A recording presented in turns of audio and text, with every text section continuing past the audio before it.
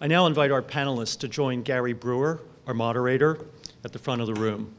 They are Robert Stern, Dean of the Yale School of Art and Architecture and founding partner of RAMSA, Duncan Stroik, an architect, Notre Dame professor, and key man in developing Notre Dame's highly regarded classical design curriculum, Christine Franck, a juror, an architect, former executive director of the Institute, and founder of CARTA in Denver, and Christian Sottile, representing President Paula Wallace at SCAD, an architect and dean of the School of Building Arts at SCAD. Gary Brewer is an architect, partner at RAMSA, and director of the Institute. Thank you. Please join me in welcoming the panel.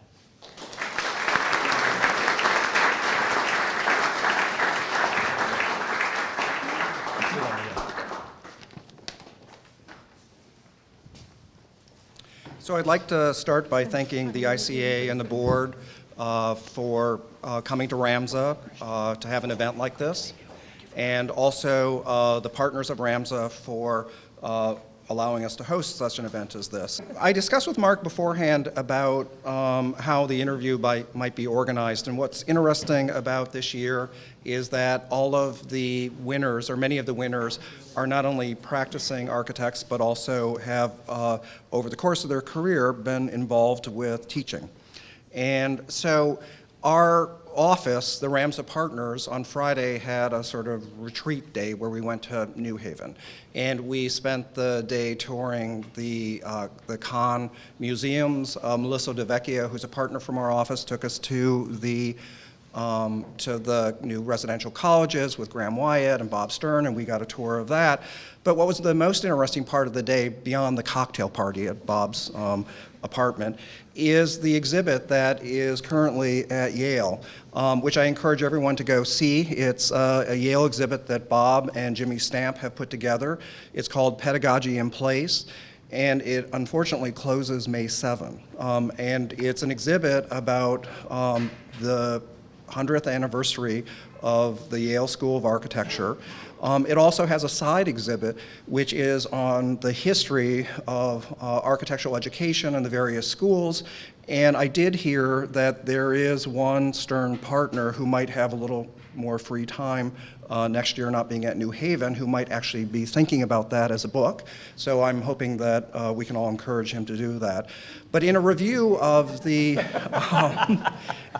no pressure, and it might keep you busy. So you mean it might keep me away from you, Gary? And others. Yeah. So there, I didn't go to the lecture that Bob gave on it, but Saturday morning I spent an hour and a half online, YouTube, watching it. And as part of the lecture and as part of the exhibit, there's a really interesting quote that says, "Building a school is about building a culture." And so where I thought that I would start with the conversation about each of the panelists and their experience being educated and educating others, I thought that I would change the conversation away from that and talk a little bit about that exhibit. So I'd like to start with Bob. Bob, could you talk a little bit about putting together that exhibit, the research, and in particular, the various prototypes of how architects were educated, you know, starting at the beginning up to, say, the Bauhaus? Thank you, Gary. Let me just make it a little clearer than Gary might have made it. There are actually is an exhibit inside of another exhibit. One exhibit documents most of the architecture schools, mostly American, but some international ones. The schools, a brief history of the schools and the buildings in which their programs took place. It's amazing how few architecture schools actually have taken place, their programs, in buildings that were designed for that purpose. For example, the University of Pennsylvania, for many, many years, the great years under Paul Philippe Cray, for example, when Louis Kahn was a student among other important graduates, was housed in an abandoned dental clinic. But a nice one. A beautiful dental clinic. Suffering one kind of torture gave way to another, I think.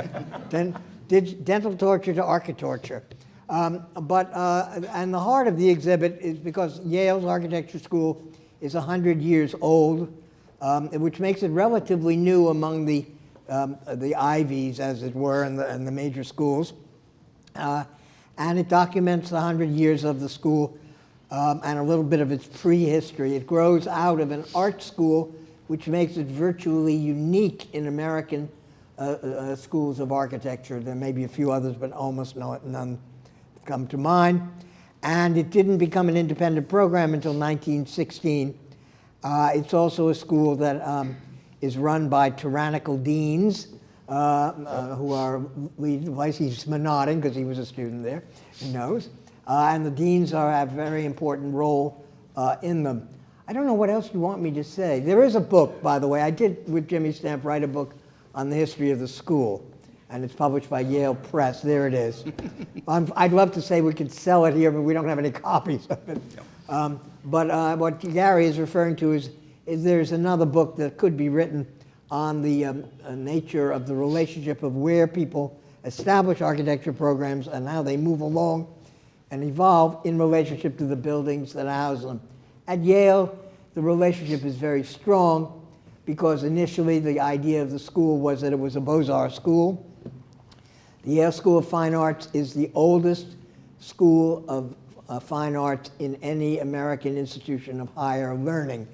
It includes, and did at the time when it was established in 1866, it includes the Yale Art Gallery, which is the oldest art gallery in any American institution of higher learning. And so for one thing, the School of Fine Arts, which principally for first 45 or so years taught painters, then they had sculptors and architects, was in a building which also had a masterpiece collection of art.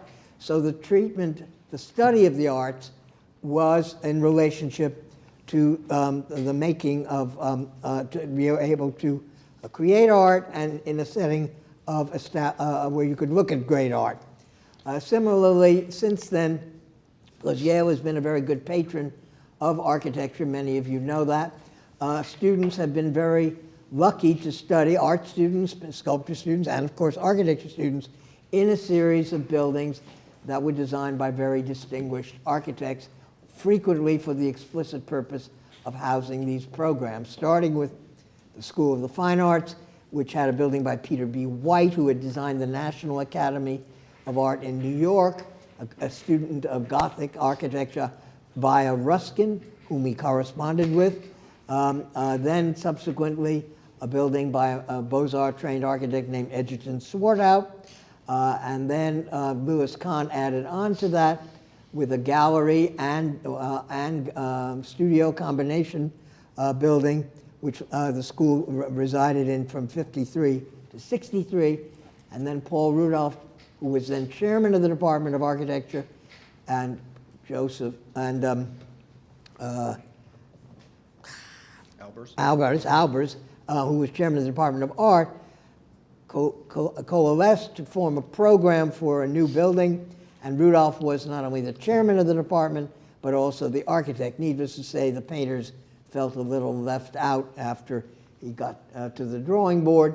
But so it was a building that was based, as Gary points out, on the idea of an American Bauhaus. Albers having been at the Bauhaus for a long time, and then having had Bauhaus-like programs in the United States, was the last important link to that great pedagogical adventure in Germany of the post-World War I era. In any case, art and architecture were housed in one building, and the whole building was designed to be interdisciplinary, a term we now use over much, but it was an important and noble experiment. I could go on and on, but I think that would not be appropriate at this moment, but I'll respond to any questions Gary may throw at me. Well, I look forward to the book. So Duncan, coming to you next. Going through the exhibit at Yale, it was surprising, I suppose, to see your watercolor rendering there. And I knew before I saw that you had gone to UVA and that you had worked with Alan Greenberg and that you had graduated from Yale, I guess in 1987. Could you talk a little bit about your experience, how your architectural education led you to be who you are today as an educator, as an architect, rather than sort of taking a different route? Taking the correct Yale route. There is no correct Yale route. Well, we'll come to that later. Yeah, I'd like to speak to that, actually. You know, UVA, anybody go to UVA? Okay, wahoos. Okay, so when I was there and when you were there, I likened it to Le Corbusier meets Le Tarouy in Charlottesville. That's what we were doing. History of different sorts, and you're somehow to put them together, a la the guy from Cornell, Collage City. And that's what we did, and it was very rigorous, and it was very planocentric. Anybody from Cornell? Come on, admit it. Yeah, very planocentric, which is great. And I remember coming to Yale, and there was this classmate of Bob's, I forget his name, from the Midwest, who was running the school at that time. And Tom Beebe said, oh yeah, those UVA guys, they teach you a lot of stuff about plan, but can you do a section or an elevation? He was right on. That was not the focus. The elevation and the section were the thing you did in the last 2 hours of your charrette, which is right. This is the right thing to do. And so that was kind of a revelation. Section mattered, and of course, the ANA, does it have a good section? I don't know. It's all about section, and so there's this big emphasis on section, and I don't know about elevations, actually. There wasn't an emphasis on elevations at Yale, but I got interested in that. And then Jack Robertson was at UVA, of course. And then at Yale, ran into some great people of different points of view. There was George Hersey, and there was Vincent Scully, who was in his classical mood or mode. And then there were Tom Beebe, which was great. He was a fantastic dean. Only served 6 years, which is about the right amount of time for a dean to serve at Yale. No. At least according to this book. All the famous deans served for about 6 years. They're about 40 years old, except for the greatest dean who ever served at Yale. Served for about 18 years, or almost 18 years. And so Tom Beebe was fantastic, and he brought in some interesting characters. And it was Rob Creer, and it was Thomas Gordon Smith, who was the best teacher that I ever had. And then the Venturis came back for their third shot, and they never actually showed up on campus, I think. But they were great, and we went to Philadelphia. And there's some other great people there coming and going, and some of you were there and coming and going, all this. And what I wanted to get back with Bob, with the 6-year term and the Yale There's Not a Right Way to Do It, is reading this amazing book. A lot of you have read it, right? Who's read the whole thing? Yeah.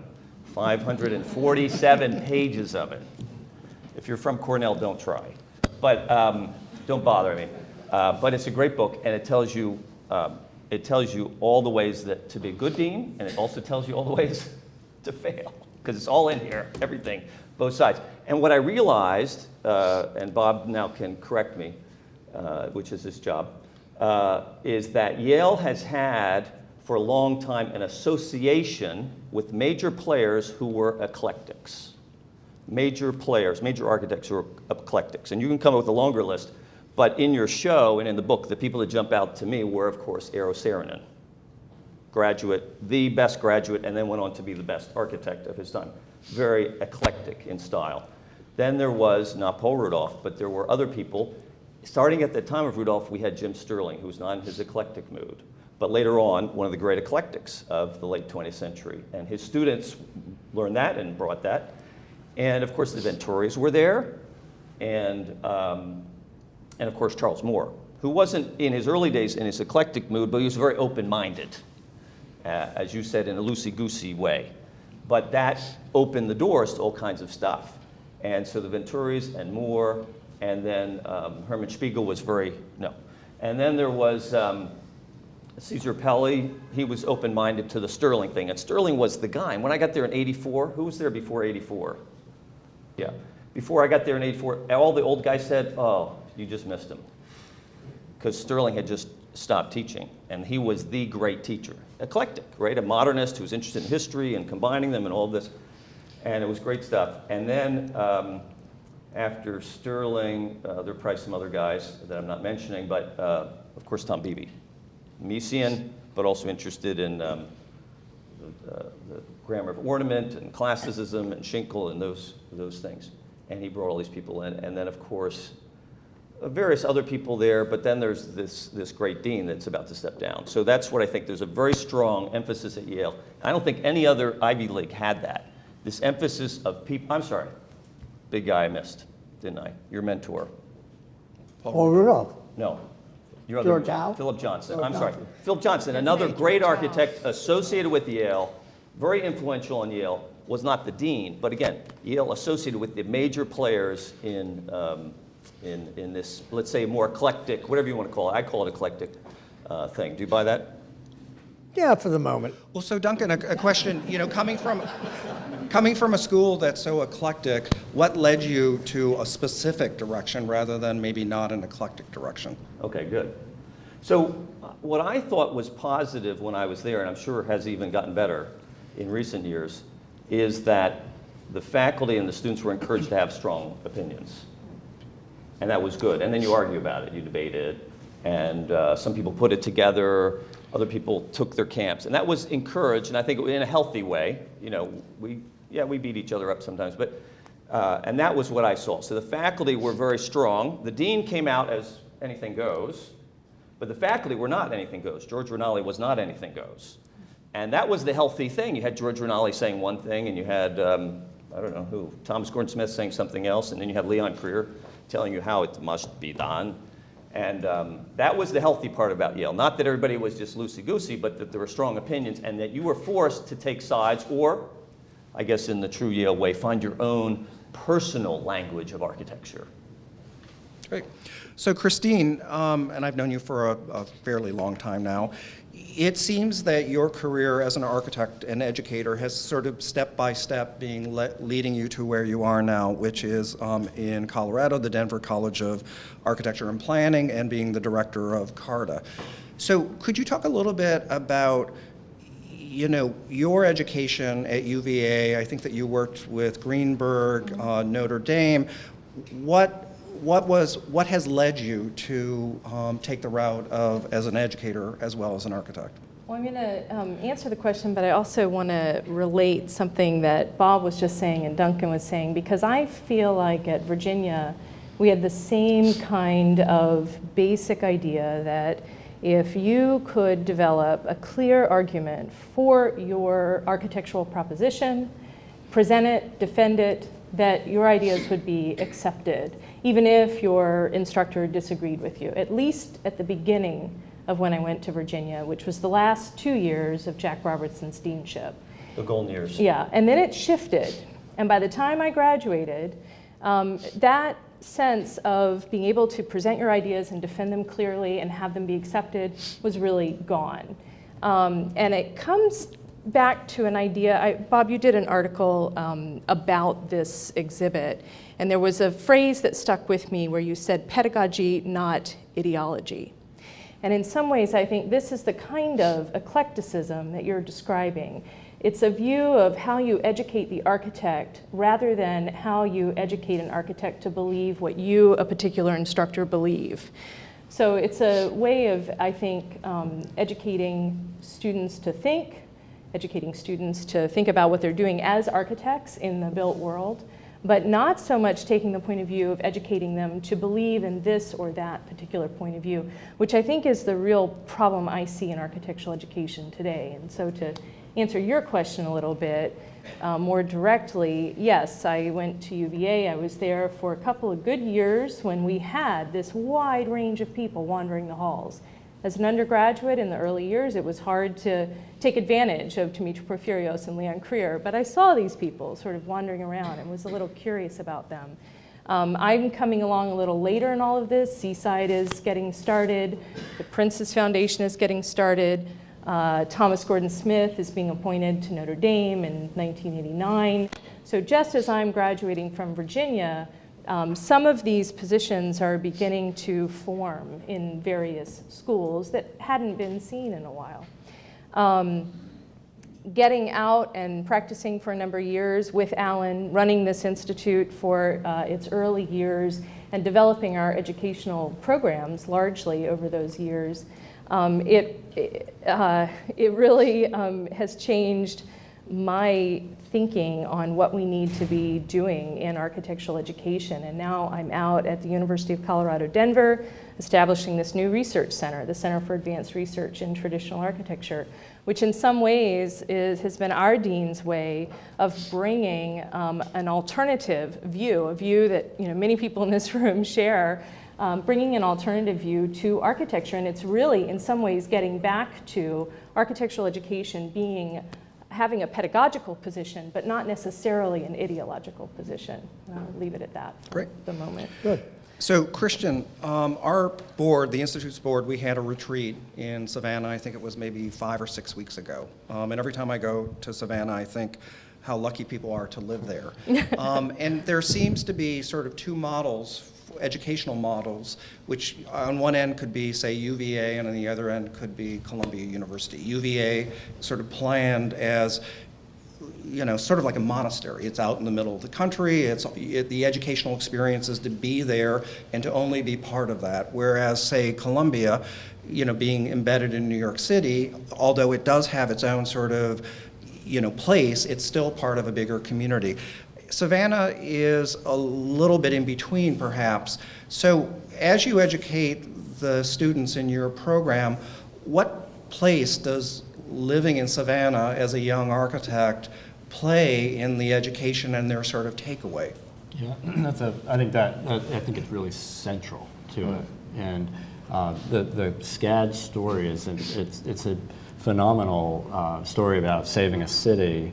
And really, President Wallace's founding vision for SCAD was to inhabit historic buildings, mostly because it was practical.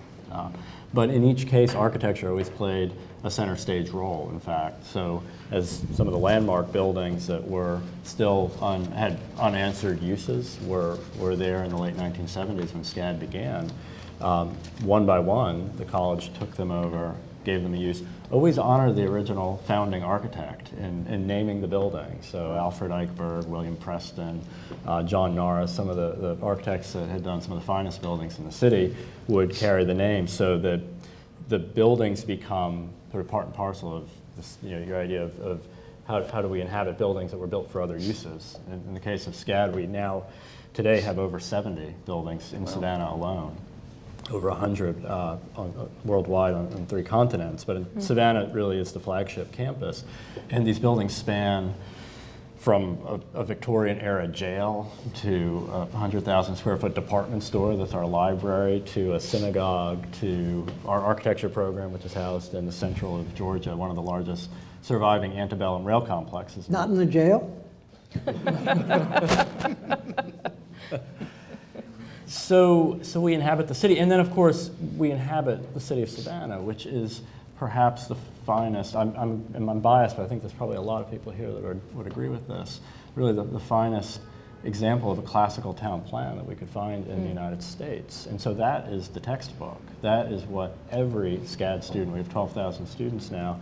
I serve as dean of the School of Building Arts, so I have historic preservation and architecture and interior design, furniture design, architectural history, all disciplines concerned with the built environment. But every SCAD student, over 100 disciplines, lives and breathes architecture and urbanism by the very nature of being here. And so it's a phenomenon. And Savannah, as a small city, has this incredible sense of humanity to it. So this humanistic classical idea, as though it was transmitted directly from the Renaissance and deployed in America and actually works, is our culture. So does it affect the way we teach? In every single way it affects what we teach. And I think it teaches, for architecture students, it teaches a confidence in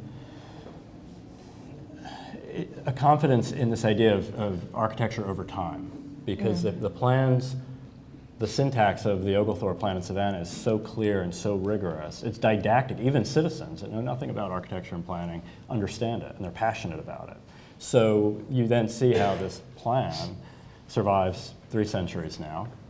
And I think it's accepting of a lot of different kinds of architecture as a result, because we have this sort of basis of urbanism to learn from. So I think that in every single way is our text. And then I'll say one more thing that I do think is a big part of how we think about built environment is, and I'm very excited about this idea that we center it in a context of art an art and design university. So the idea of architecture as a built art, the school of building arts, it's perhaps today in a sort of post-revolutionary era, as the digital revolution has wound down, this rejoining of art and building.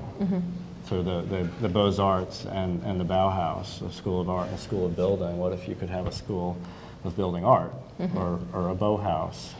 Well, that's how I chose the two images up on the screen, pairing the Beaux-Arts along with the museum. So the next question is a question about Good pairing, Gary. thank you. What's that thing in the middle? The model of teaching, say, in a studio or a university versus apprenticeship.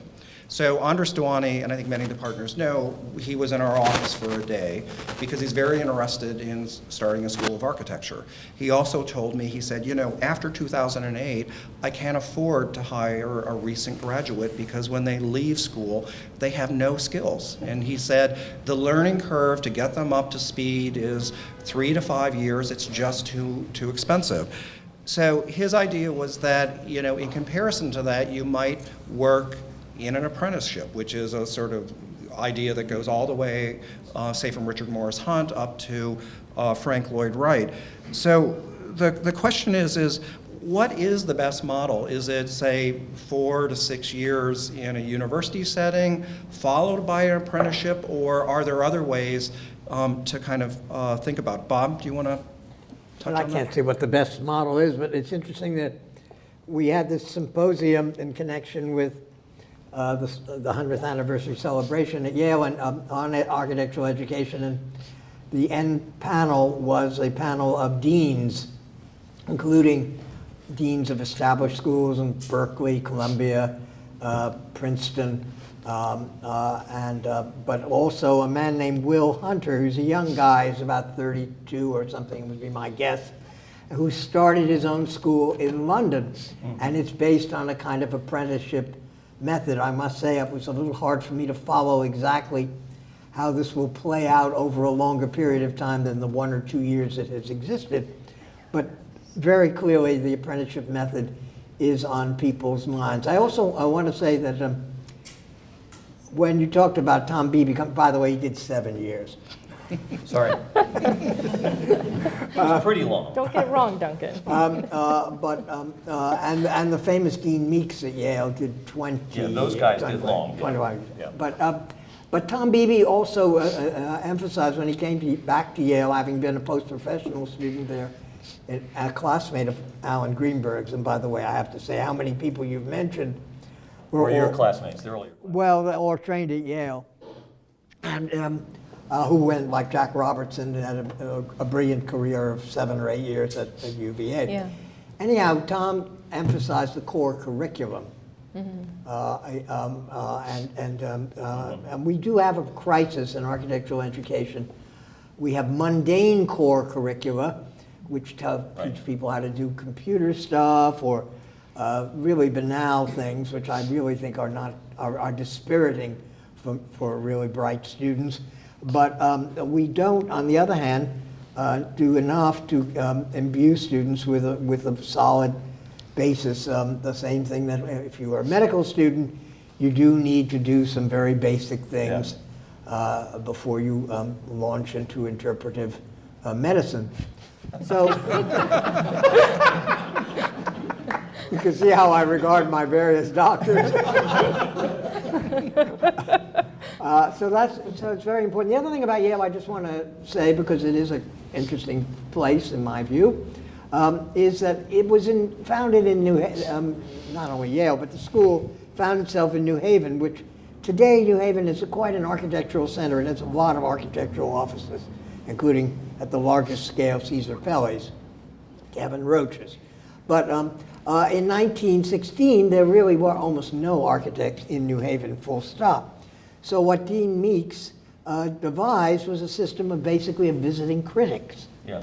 And so always there have been people coming through Yale for a few years, and then somebody else comes because either the person, as in the case of Otto Failton, was embarrassed the university by being more bibulous than he should have, and others like Raymond Hood, who Meeks brought in right after Failton. Failton had designed for James Gamble Rogers.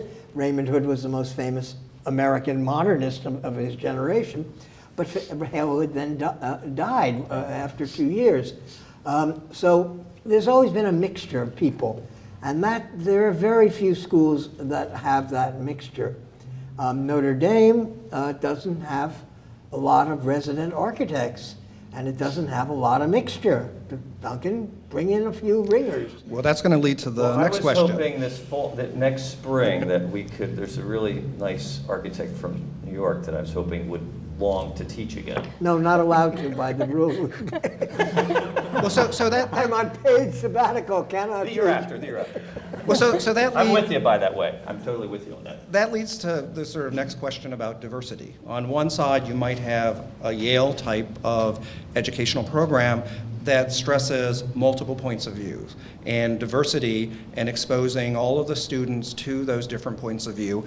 And in a way, I think maybe it might grow out of the postmodern era of education, where you were willing to look at sort of straight historical work, you were interpretive traditional work, there was new urbanism, kind of traditional planning, but there was also new Mies work. So it's maybe that kind of perspective in comparison to a Notre Dame, which has a kind of singular perspective where the students perhaps get into a subject or a topic and they learn things, say, like drawing and drafting and watercolor, but maybe to the exclusion of knowing multiple points of view. I mean, I remember once when one of our earlier Notre Dame students came to the office and he was meeting with me and Bob asked him about Asplin, and the Notre Dame alum didn't know who Asplin was. So Duncan, or he's in another firm now. So what is the advantage or the disadvantage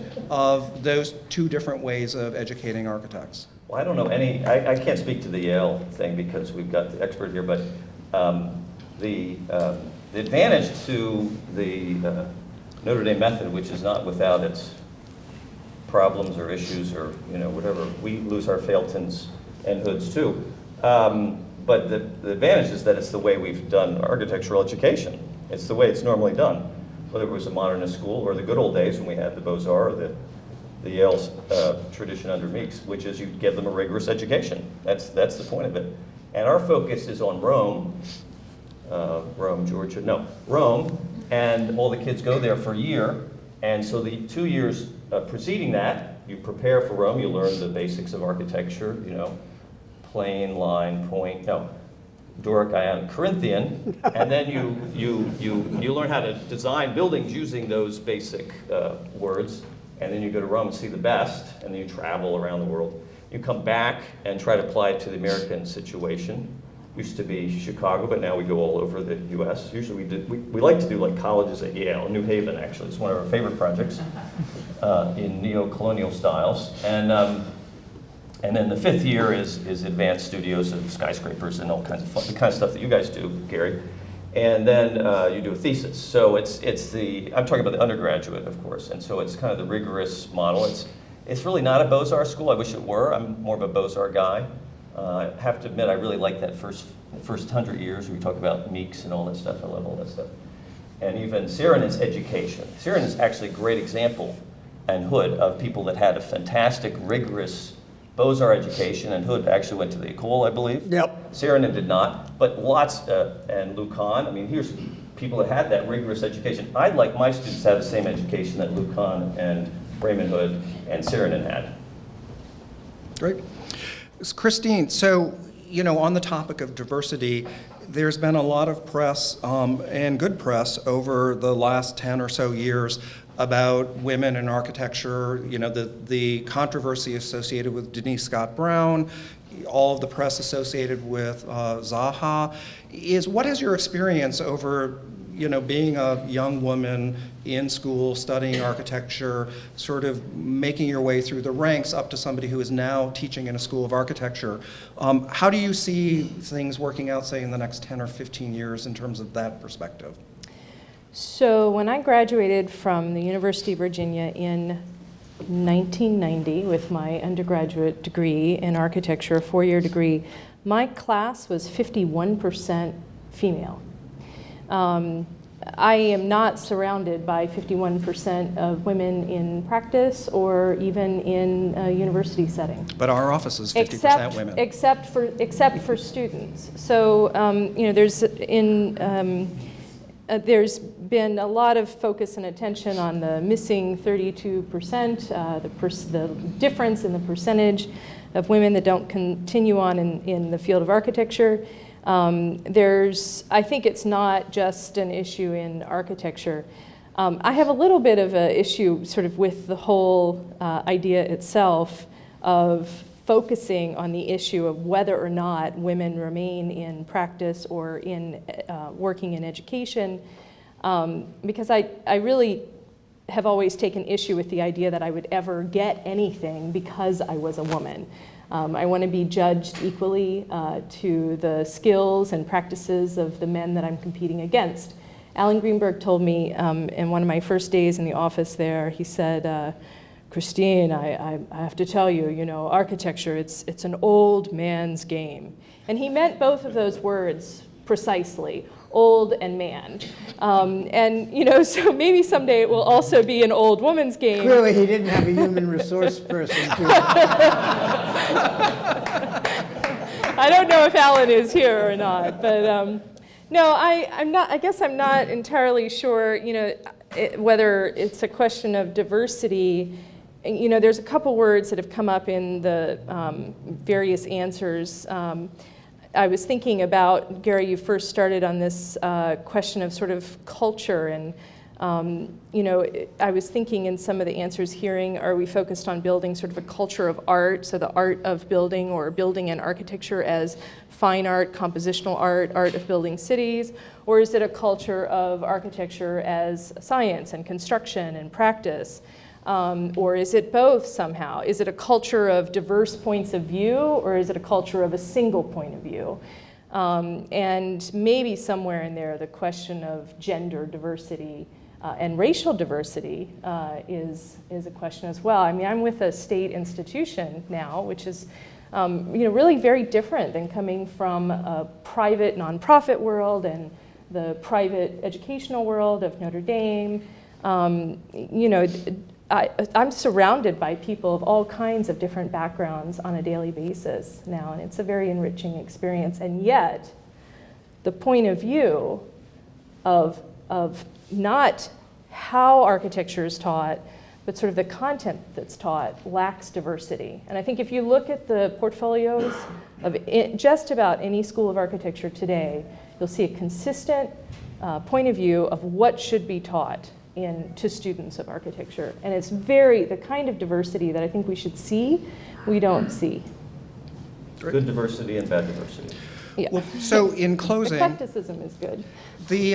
So the Institute of Classical Architecture I always forget the date it was formed, but it was Richard Cameron, Richard Sammons, who is here, Don Ratner, who is no longer here, and it was dead. He's dead now. So it was formed sort of out of the sense that the kind of architectural education that you were getting in some of the universities that were discussed in the panel wasn't in depth enough, that we needed to learn how to draw the orders, we needed to sort of look further at precedent, and it sort of grew through various stages into an organization right now where we are working on a kind of architectural program, a sort of summer program that we've done that has become sort of successful. We've done that at the same time as, for example, Christine and I worked on a program where it was more along the lines of executive education for architects, where we worked with, what was the name of that organization? The American Institute of Building Designers, Yeah. AIBD. And these were a group of architects or designers actually who really didn't have any kind of training or executive education. And so the sense was that in that type of program, that instead of trying to educate architects in the way that they might do at Yale or UVA, is that we would focus our efforts on that type of education. So the question for all the panelists is, What do you see as a possible future for the ICA in terms of education? Is there a place that we should focus? Are we focusing in a bunch of different directions? I mean, Bob, why don't you start? Because you always have. Get me in trouble. You always get the first word, Bob. I like to have the last word. As dean, I always get the last word. I think you get the first and the last word. That's a tough question. We clearly operate in a parallel, there's a parallel universe situation in which the ICA represents a small planet and the modernists represent a large planet, or maybe even a whole solar system. Black hole. We're not quite that far. I don't know if I can answer your question. I just wanted to say one thing about, as we've been mentioning different schools, and at architecture at Yale, and at Harvard for that matter, and other places, but at Yale, has always been taught as a graduate, basically a graduate program. Yeah. Now, in the 20s, it wasn't at Yale, it was an undergraduate, but since the Second World War, and at Harvard, it has always been a graduate program. That's a big difference. Yeah. People who come are older to study, they have had foreign languages, they have read English, which does have a purpose in my opinion, and other things like that, and they come with another set of tools to approach their designated profession. More comparable to most medical students who have come out of colleges, lawyers, and so forth. Undergraduate architectural education, there are some excellent examples of it. There's no question about it, but I think that the students are deprived, or are not in depth enough aware of the world in its totality. Right. I think that's the problem with architectural education. Anyone else on the panel? I kind of agree with that. Yeah. I went to Mr. Jefferson's university, and I felt we got somewhat of a liberal arts education, but in the end, when you're an old man, like 50 years old, having that liberal arts background, I think, stands us in really good stead. And so I agree with you. I think undergraduate, but we have, my place has a really good undergraduate program, and that's what we do, and they pay me to do it, so I can't really complain. But you have tenure? And I even have tenure. Now you can complain.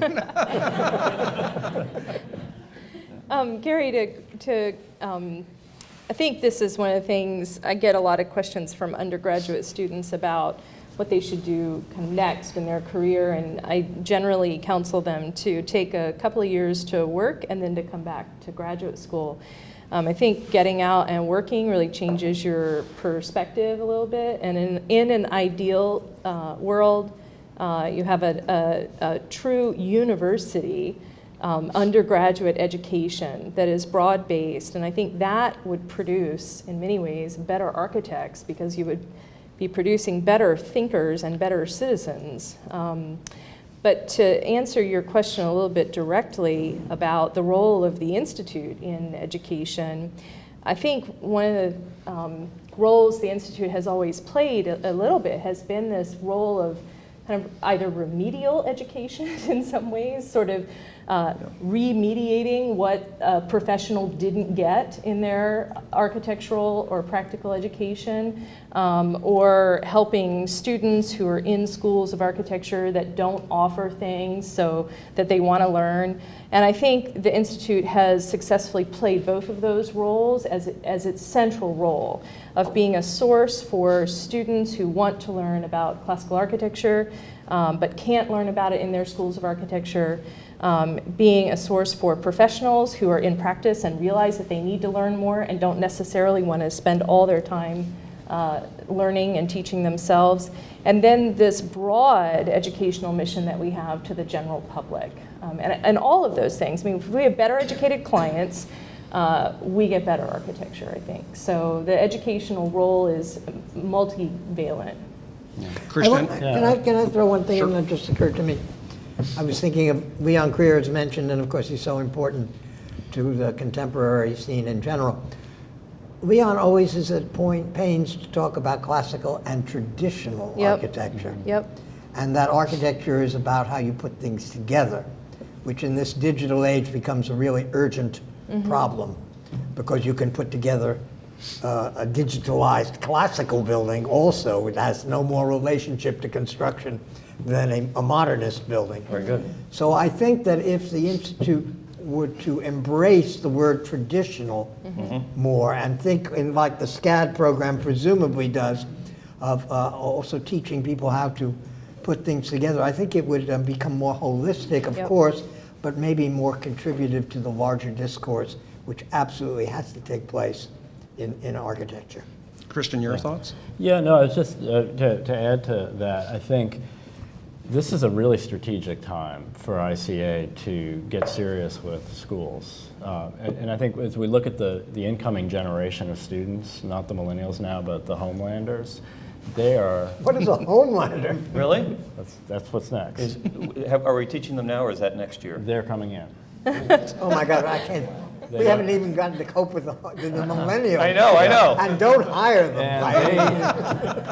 And they love structure. There's a few things. They HR? love structure. The structure of classicism, I think, is an incredibly appealing idea. Second, they love the real thing. When you've lived your entire Authenticity. life in a virtual space, like if you like virtual reality, you're going to love reality. Really?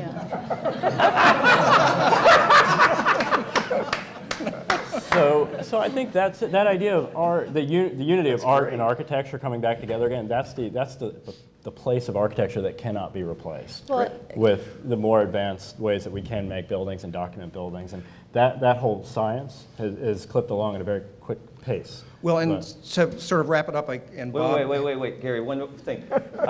Yeah, and then we'll. Oh, you wait, Bob needs a martini. Yeah, I know. Actually, when I came and he was the new dean there, and it was the Career Eisenman conference, which was fairly early on, and it was this great conference. And afterwards, we went out, and there was this big bar. And when I was a student, remember when we were students at Yale, and they'd have little plastic cups with like white wine out of those And a big cheese jugs, ball. and cheese. And we came out of this big bar, bartenders, and they're pouring martinis in glasses. And Bob came over and said, "Isn't this great, martinis?" I said, "This is the new Yale." So anyway, I just wanted to say one thing about the Institute, which I love the Institute of Classical Architecture. I think your all of the local chapters is amazing how that's exploded. And I think it's fantastic to hear about people doing subsidiarity, people doing different things around the country, even though New York is the center of the world. It's a joke. No. But I'd like to. He does not have Obama's timing. But I'd like to suggest one idea which really got me excited in the Pedagogy in Place was the Beaux-Arts Institute of Design. Yeah. You are the Beaux-Arts Institute of Design in that sense that you're a national organization. What about having national competitions for students and young practitioners in which you get juried and judged, and even there's some money associated with it? That's very exciting, I think, to the young practitioners. And even if you wanted it to, we would even at Notre Dame, we'd participate and we'd be happy to go against New Haven or Cambridge or whatever. It'd be fun.